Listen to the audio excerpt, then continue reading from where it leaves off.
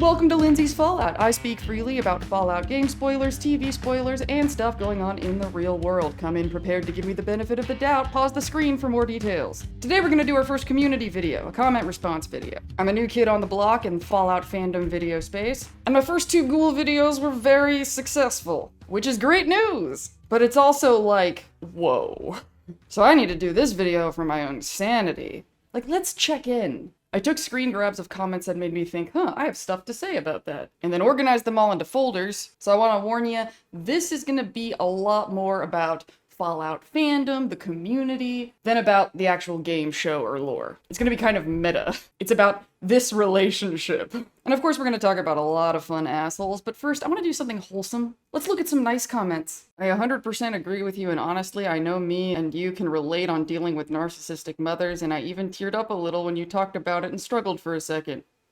Very easy follow, simply based on how relatable you are, and honestly, you seem like someone I wish I was adopted by. Oh. I know that sounds weird, but that's the cozy vibe I feel. I love the idea of instilling that kind of feeling in people. And yeah, you said ADHD boy as a side point. There is a I also have ADHD, and there's a ADHD best friends thing. It's really funny. We just get so excited about things. Ha! I just watched you break 1,000 subs today. Awesome! I wonder how many subs I have now. Harold is a tree. That is all. Only one comment about Harold is a tree. That's it. And then somebody said, I love that she came back from retirement for this show. And I was like, who are they talking about? So I asked, and then somebody was like, I'm assuming they mean the shopkeeper. And then somebody was like, I think they're talking about you, like my return from retirement. It's weird when people in comments put she. Not like the pronoun thing, like she is a fine pronoun for me. It's more, I expect to see you. Like I expect for people in the comments to feel like they're talking to me. And when they talk about me in the third person, it's confusing. So are you talking about me? If any of you explored the channel, you probably noticed that I had a couple videos a few years ago, because at the time, what I really wanted to do with this channel was make Fallout 4 machinima. And a part of me still really wants to do that. If you look at the earlier videos, I started a project to make a machinima Fallout 4 the first quest. But basically I learned that it's not a thing I can do by myself. Like I need other people who are interested in Fallout 4 machinima to help me. So if anybody out there is interested in working together on it, I could really use help. I would love to see it get done. The idea was to be able to make a film of Fallout 4 in Fallout 4. And one of the reasons I wanted to do that is because I wanted something like a TV show to exist. It was really frustrating. Like Fallout is so cerebrally intense that there's just some people that I really wish could experience the story. And so I thought, oh, what a cool way for me to do something really creative in Fallout, and I love making stuff out of video games, and also give people something to watch. But now that there is a real TV show, and it's awesome, kind of takes the wind out of my sails a little bit. But I think that if I had help, if we could really maximize the goal of just making something really beautiful inside Fallout 4, let me know if you're interested. Oh, this one really made me feel nice. As a disenfranchised former conservative veteran, Cooper Howard resonates with me and a bunch of my military buddies so damn much. Not in that we want to be him sort of way, more in the we know that character development because we went through a version of it. We witnessed what we believe in evaporate because it was smoke and mirrors all along. Making videos like this, it's always a challenge to address somebody's perspective that isn't your own without accidentally speaking for it. And that comment made me feel like I actually did a good job walking that line. And somebody else replied and said, definitely, you nailed it. Keep it up. You got my subscribe. Thanks. Okay, now let's look at comments that are just fun. I admit that when I watched the first trailers, I was hating on this show thinking it would be another Halo or Willow, but I was wrong. Whoa! Why did you bring Willow into this? Ruby Cruz is my wife. Ruby Cruz has no idea I exist and is younger than me. But for those of you who aren't in the know, Willow was a TV show. It was on Disney Plus, and it was removed from Disney Plus. It was, in my opinion, beautifully acted, beautifully directed, fantastic production design, fantastic casting, very weak script. Not a memorable story. Had some good themes, but I'm just really sad that it was taken down because of all the people who did a really good job on it, like Ruby Cruz. It also has one of the best lesbian romances that I've ever seen on TV. Whatever. Anyway, I ended that video with nice to meet all of you, so somebody said, meet all of us, when are you coming? Gonna clean up first. I love comments like that. If you can think of like some literal nonsense to just say that seems like a total non sequitur, but it's kind of like a pun, go for it. It puts a smile on my face. Okay, you guys ready to start talking about assholes now? Now that we're all warmed up and we're friends? First of all, in the interest of setting a good example for the internet, I want to acknowledge that if people are pissed off by my content, I'm not going to be one of those people who's like, that's all their problem. I had nothing to do with it. I say what I want. I do what I want. I mean, I do say and do what I want, but that's why I give you like a warning at the top of what vibe you're walking into, because I'd rather the people who are likely to be offended by me to not be there to be offended by me, because I don't have any interest in having a drama channel. But I think there's a lot to be learned from studying what these people say.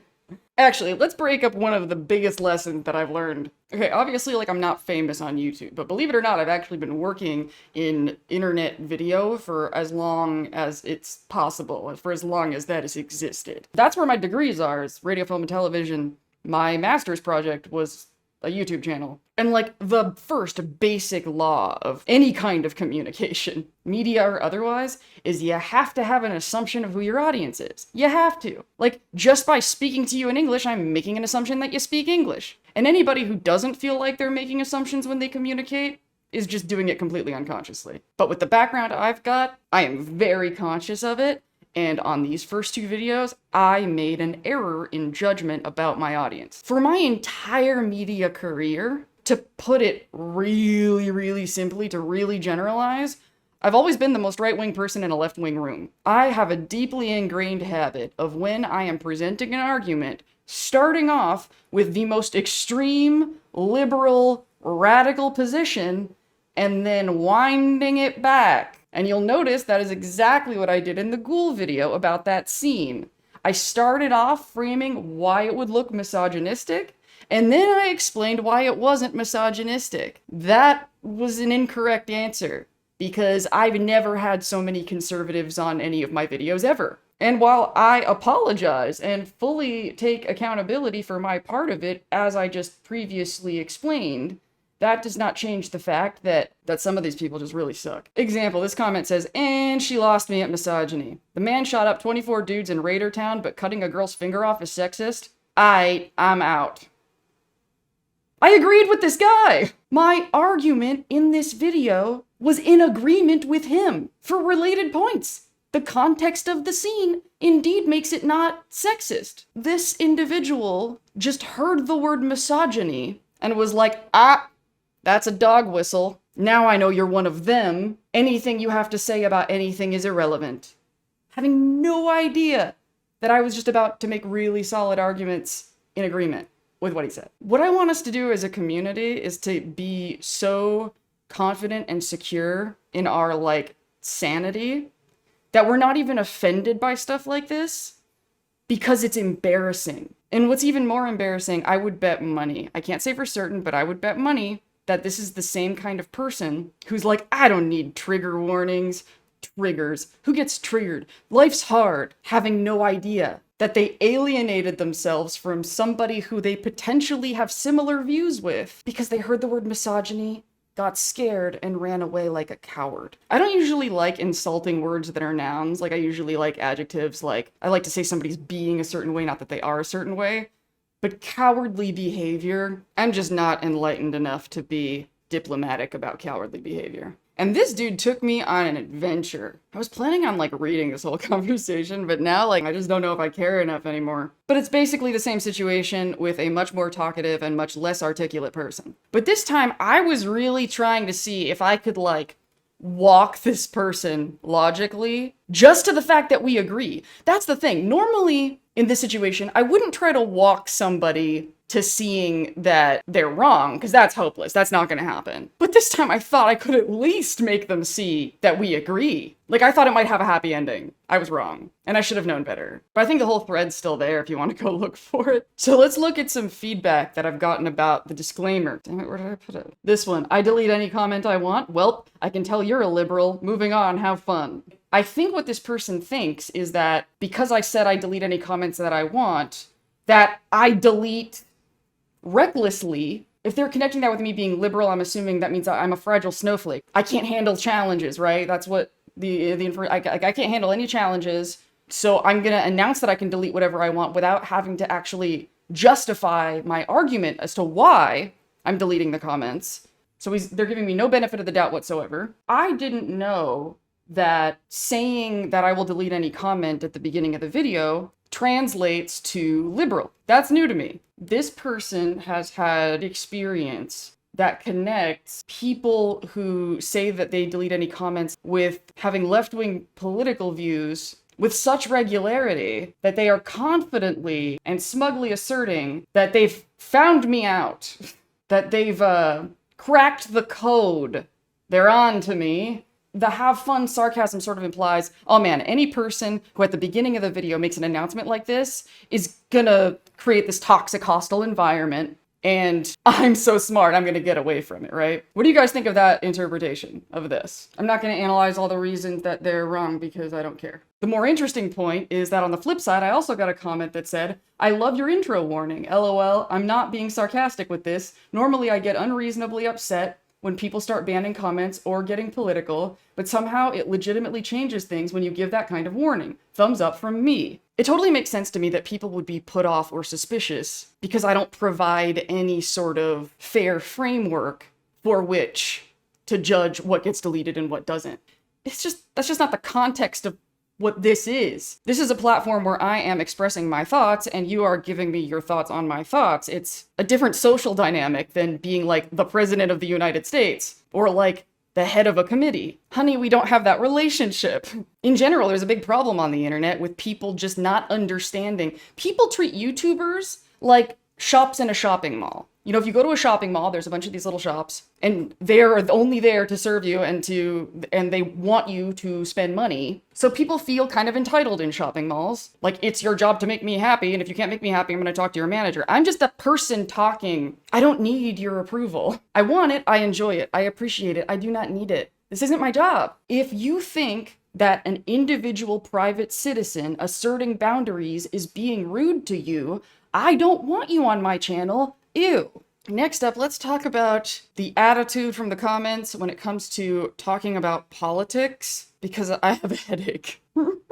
The reason that this gives me a headache is because apparently my position on the relationship between Fallout and politics is a little bit more nuanced and unusual than I thought, because apparently it needed more explanation than I gave it when I brought it up. Like, I think what I said that threw people off was something about not talking about politics directly or talking about social issues directly, how it's nice to put Fallout between us and those issues to give us more of a safe and comfortable space to talk about the things that are real and sensitive. So first I got this comment that said, I appreciate you kept politics out of it. Politics is basically the subject of how public politics affects people. It's a very general thing. I think I just get kind of irritated when people treat politics as an irritating nuisance. Like, oh, poor dear, are people having uncomfortable conversations for you? The fact that anybody thinks of politics as something optional that you can put aside is like the most spoiled privileged shit. Talk about first world problems. If politics affect you so little that you can expect people to just drop it to be polite in your presence, congratulations.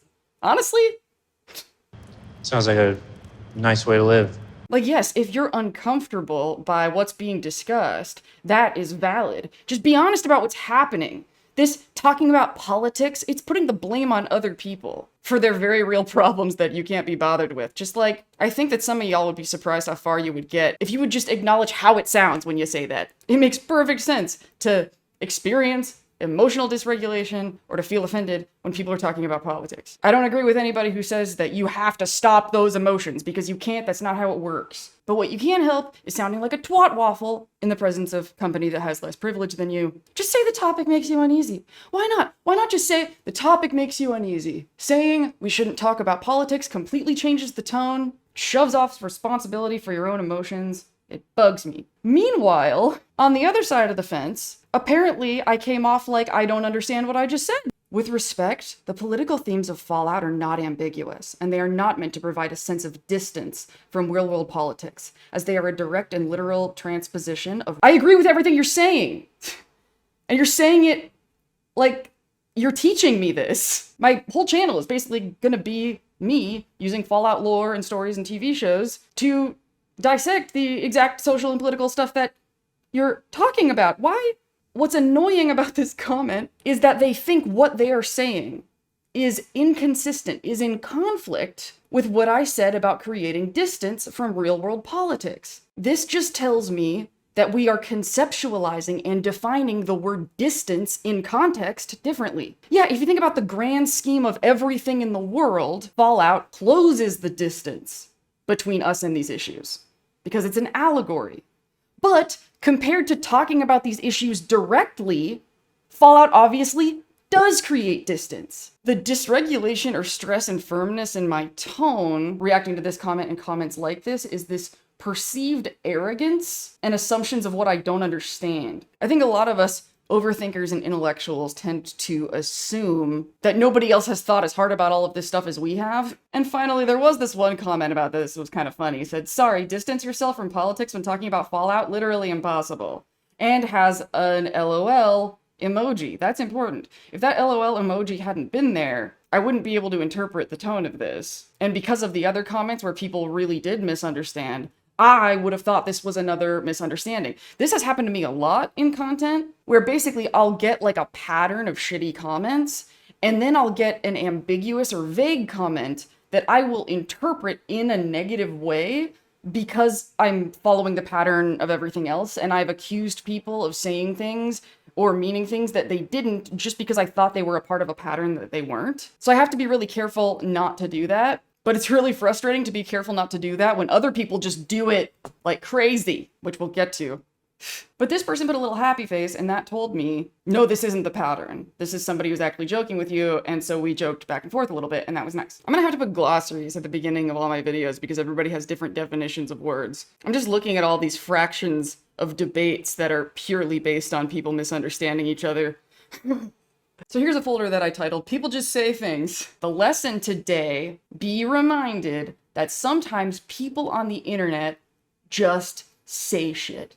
They just say shit. They say shit without being able to back it up. They say shit that's completely confident, that's completely untrue. They say shit where evidence that it's not true is literally surrounding where they commented it. And it's actually embarrassing and cringy that they said it, but they said it anyway. And the reason why this is important to remember is because it reminds us that we don't have to reply.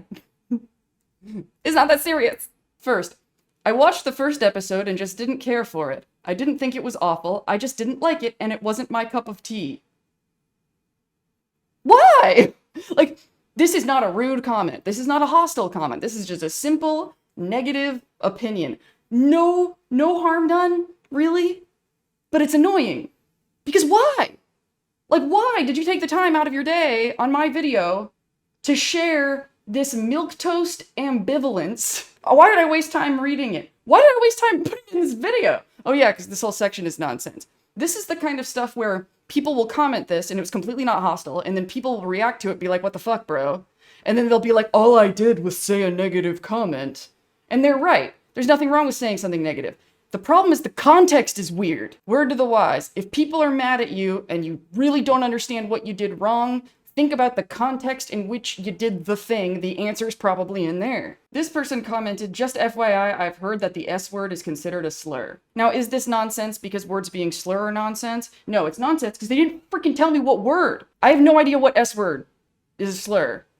Like, what did I say that started with S that was a reference to somebody? I honestly, sincerely have no idea. Okay? If you want to call me in, you have to give me information.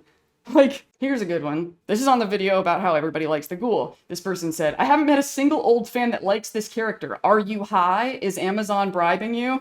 Y'all, this comment was on a video that had like dozens of thousands of views about how everybody loves the Ghoul, and it is surrounded by other comments of people who love the Ghoul. This is just flat out egocentric, cringy negativity. Don't reply to these people. I know some of you are probably thinking, well, you're replying by making this video. Well, I'm not tagging them. They're not going to get a notification. If they come see this, then I have nothing to hide, but what I'm doing here is too indirect in this context. There were some comments about the Ghoul having plot armor. Is there anybody over the age of 12 years old who is going to complain about the Ghoul's plot armor? Asking for a friend. I've promised myself so many times, like, don't feed the trolls, but it's so hard when they're interesting, though, you know? And so that's why As Philip DeFranco says, I want to pass the question off to you. I am not interested in attacking trolls or trying to change their minds, but I am interested in all of us putting more effort in trying to understand them. And it's especially stupid for this fandom to just continually keep fighting them, because we of all people should know war never changes. So what do y'all think? Should I actually try to engage these people to learn more about them and then just like cut it off when it crosses a line? Or do you think that's more trouble than it's worth? So let's wrap up. I am in the middle of teaching a class, and I'm about to move, and I really need to be booking clients because, you know, capitalism. I have 2 big video scripts in progress for this channel. One of them is indeed about Norm. We're going to talk about his story arc and my predictions about what they're going to do with him in season 2. But I found while working on that video, I have really, really strong feelings about it, and in the middle of working on it, I kind of had that crisis that I was talking about earlier when I realized, oh my god, I have a completely different audience than I'm used to having, and I need to write for that. And in writing for that, I realized, like, oh my god, there's a lot of stuff I want to talk about that this audience has probably never even heard of. So how do I present these ideas in a way that's not going to make people go, what did he say? Bye? Oh no, there's a long word, but there's no such thing as being triggered. And I realized that in order to even talk about the stuff I want to talk about with Norm, I need to talk about another scene and another concept first. So before getting to Norm, we're going to talk about my favorite new term that I can't stop saying. Ass jerky. God, doesn't it just feel good to say it? Ass jerky. We're going to talk about ass jerky. We're going to zoom in on the privilege difference between Lucy and the Ghoul first.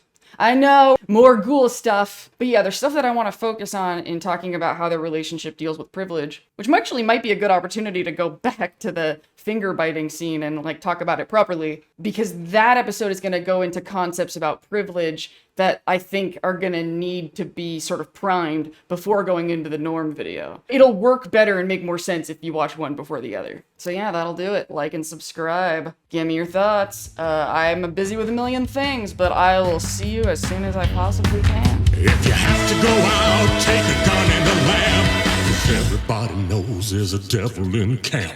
Ow!